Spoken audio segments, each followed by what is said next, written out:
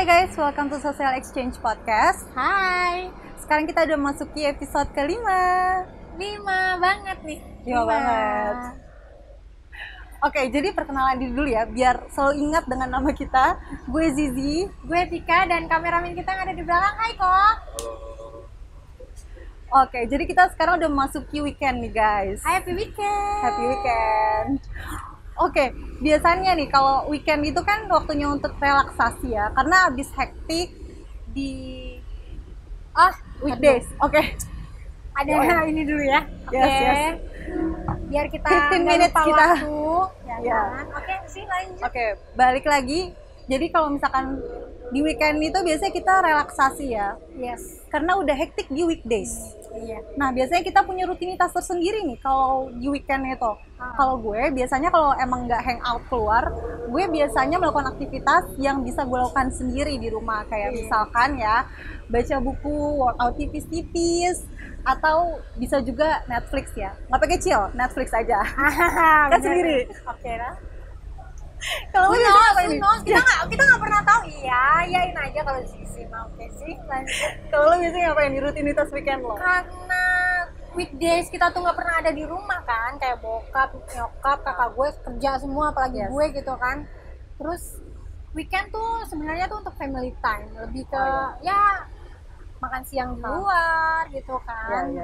Tapi tetap abis family time gue hangout sama teman sampai ya tau lah perempuan gitu kan, kalau udah gosip kita suka lupa waktu kan ya. Jadi kayak kadang tuh suka aduh tulet banget ya, lama banget gitu sampai malam ternyata kan gitu aja sih. Terus sama Netflix pasti, kalau nggak lagi hangout sama teman pasti Netflix nyalon. Iya, nyalon.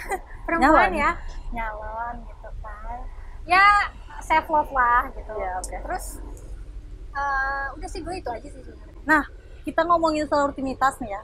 Kalau misalkan lo lagi feeling blue, kan pasti perasaan tuh kayak ya set gitu lah ya. Mood jadi berubah gitu. Pasti ada perubahan perilaku juga dong di situ kalau lagi moody gitu. Itu akan merubah rutinitas lo nggak? Iya pasti, gue tuh anaknya kan mudian banget ya. Karena kita lagi ngebahas temanya healing nih kali ini ya. Jadi gue mau nanya nih, berubah nggak tuh rutinitas lo? Iya, yang tadi gue bilang, gue kan anaknya mudian banget gitu kan. Gue bisa banget nih, moody gue tuh kayak 1 menit kemudian beda lagi gitu, kayak happy, terus tiba-tiba jadi kalau ada message dari seseorang kayak bikin gue down gitu kan, pasti aduh kenapa sih di saat-saat gue kayak gini gitu kan. Jadi kayak Pisces banget orangnya, nggak bisa banget menyembunyikan perasaan dan kondisi saat ini tuh gimana. Jadi gue tuh lebih take time, gue nggak keluar kamar kalau bener-bener lagi ngedown, lagi sad, lagi bener-bener ya ya gue nggak butuh orang sebenarnya sih gue butuh orang ya, cuman kalau lagi kayak gitu tuh lebih ke gue Netflix pasti. Netflix buat Pokoknya me time lah ya. Wasting time aja sih sebenarnya. Keluar kamar juga kalau perlu kalau ya udah sih itu doang sih. Jadi healing lo tuh lebih ke me time. Ya, awalnya me time tapi mungkin nanti butuh lebih ya. Ya nggak sih? Karena gue tuh lu sih sebenarnya. Iya, gue tuh kalau lagi 24/7 ya on call. Gue lagi gitu. Ya nggak sih? Pasti kalian ada tuh satu temen yang kalau gue lagi tuh Zizi gitu. Ya sih. Pagi-pagi sih. Pagi, siang, sore, tengah malam. Jam 3 pagi. Itu gunanya temen guys. Ya gitulah.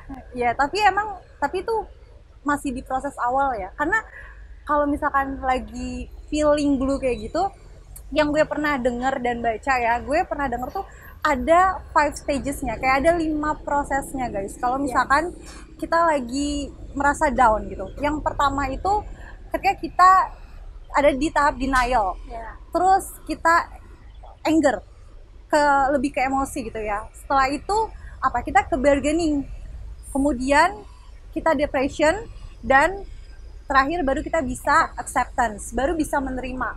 Ya, tapi menurut jauh juga ya. Iya, jauh ya. Menurut gue dari 5 itu 4 aja kita bisa lakuin gitu. Karena gini loh, tadi kan udah gue sebutin tuh 5 itu apa aja. Yang pertama itu ketika kita lagi feeling blue itu pasti kita emang ya denial gitu. Kenapa sih kita ada di posisi ini gitu? Karena nggak enak harus banget. gue yang nerima ini Iya. gitu. Kenapa Kenapa sih harus- bukan orang lain gitu? Iya ya benar nggak sih? banget. Nah dari situ kan kita kayak ya itulah kayak ngedown banget lah mentalnya ya, emosi kita gitu. Terus kedua ketika kita udah mulai pulih lah ya sedikit, udah mulai mengumpulkan tenaga dari penolakan kita itu, kita mulai masuki ke fase anger, dimana kita mulai marah tuh di situ, bisa mengeluarkan tenaga karena emosi dan ego kita tuh tertorai gitu ketika kita kehilangan sesuatu atau seseorang. Yes. Ya kita pasti kayak mulai mengeluarkan emosi, cari pelampiasan, kayak nyari ini tuh kesalahan siapa sih, apakah ini kesalahan diri gue sendiri ataukah ini kesalahan orang lain gitu ya yang bersangkutan, atau ini kesalahan keadaan, bahkan Menyalahkan keadaan iya. sih lebih Iya, benar. itu nggak sih kalau perempuan tuh? Atau bahkan menyalahkan Tuhan, kenapa engkau memberi cobaan ini gitu.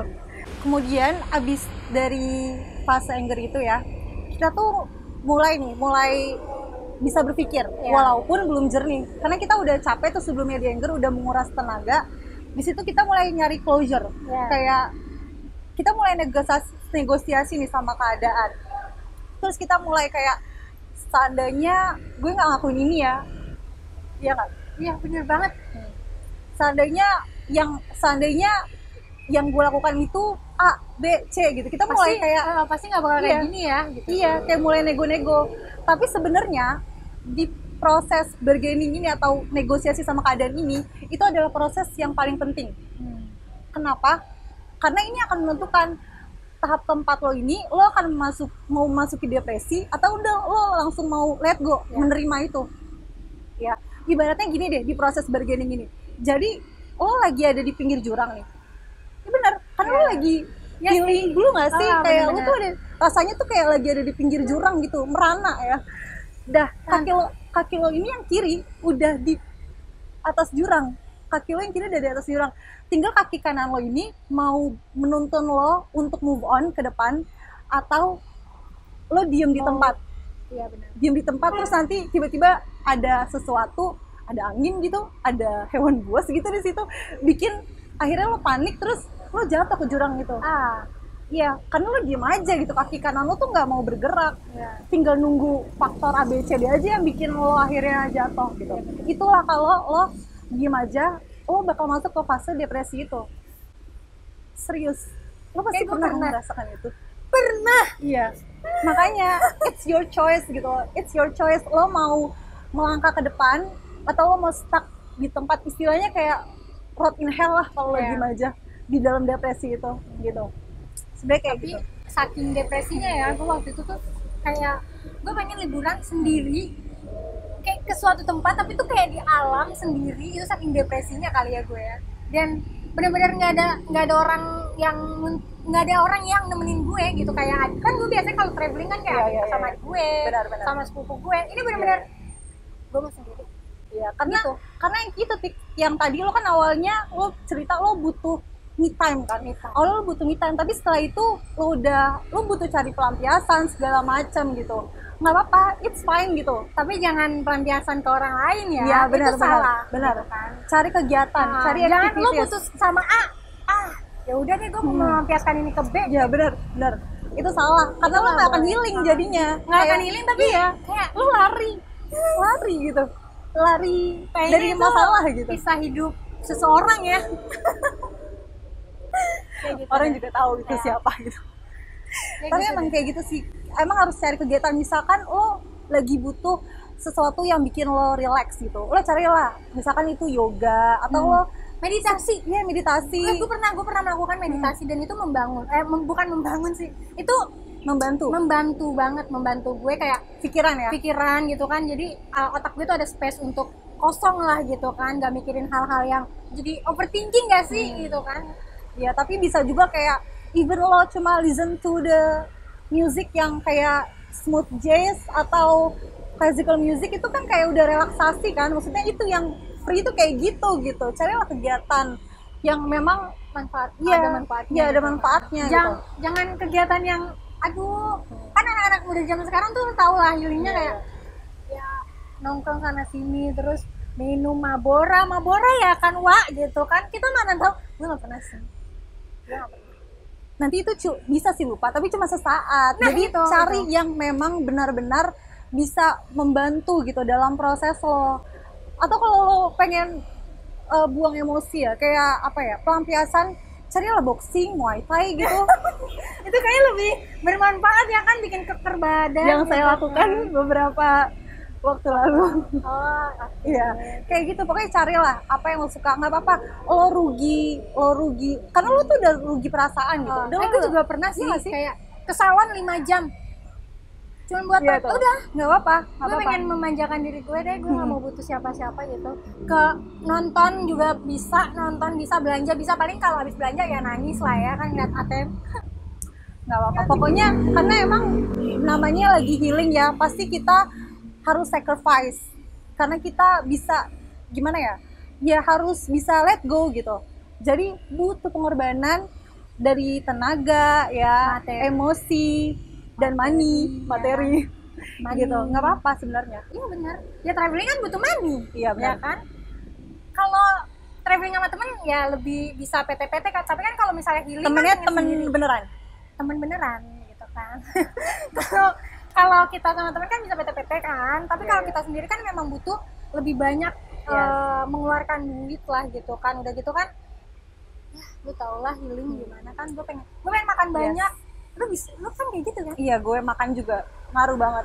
Karena kalau gue beda sama Zizi. Kalau gue lebih ke nggak suka makan, lebih suka udah tidur. Ya pokoknya intinya cari kegiatan lah, karena ketika lo lagi sakit gitu, ketika lo lagi when you lose something or someone, kayak kehidupan tuh sebenarnya nggak cuma dia atau sesuatu itu aja. Kayak hidup tuh nggak cuma eat, pray, love, banyak hal yang bisa lo explore gitu loh.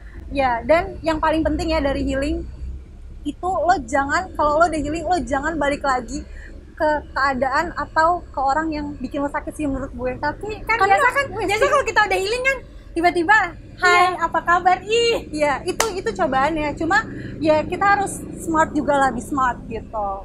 Tapi gue kan itu sih sebenarnya terbelok lagi kalau gue gitu. Itu gimana sih? It's on you gitu, it's your choice. Lo masa sacrifice lo mau lo korbanin gitu aja, nggak kan? Sebenarnya kayak gitu sih intinya proses healing ya. Ya sedikit banyaknya kayak gitu lah gitu. Semoga dimengerti juga gitu kan. By the way udah habis nih, udah 15 menit ternyata kita ngomong dari tadi. Tapi kita kasih dulu kali intinya sedikit ya. Pokoknya intinya hurting and healing is a natural thing in life. Kayak ya nggak apa-apa gitu. Terus kalau misalkan kalian mau healing, nggak apa-apa rugi, sacrifice beberapa hal. Tetapi kalian jangan balik lagi ke posisi atau ke orang yang emang bikin kalian sakit gitu, karena nanti jadinya merugikan ya. Intinya gitu aja sih sebenarnya. Oke guys, karena kita udah habis juga nih waktunya dan kita mau hangout ya karena weekend. Karena pengen healing juga ya. Oke, jadi kita bisa selain di YouTube ini, kita bisa dilihat juga di TikTok. Namanya podcast.socialexchange. Nanti kita kasih langsung linknya. Dan kalau mau dengerin audionya di mana, Tik? Nah, kalau kalian tuh yang suka nyetir, yang lagi nyetir nih, yang lagi kerja, belajar tapi bosen gitu kan ya, kita bisa banget mendengarkan kita di podcast kita. Podcast kita di Spotify kita. Ya, dan juga ada. Jangan lupa dong kalau di sini tuh di subscribe, di like, share, di like, biar kita tuh semakin semangat membuat konten gitu ya. Itu aja ya guys. Jadi sekali lagi happy weekend dan thank you. See you.